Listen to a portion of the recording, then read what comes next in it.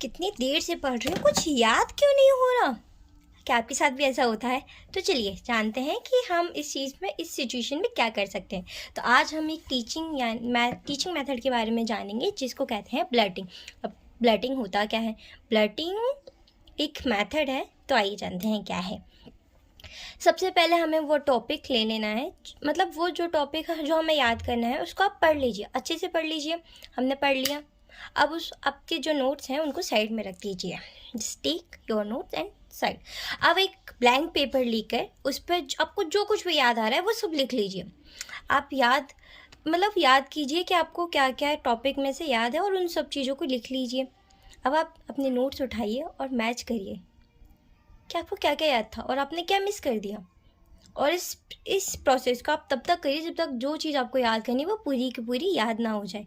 अगर कुछ नया आता है तो आप अपने नोट्स में उनको ऐड ऑन कर लीजिए। इससे हमें ये फ़ायदा होता है कि हमें अपने नॉलेज के बारे में पता चलता है कि हमें कितना याद हुआ है और कितना नहीं। ये एक ट्रस्टेड सिंपल मेथड है, आप भी ट्राई करिए। Thank you.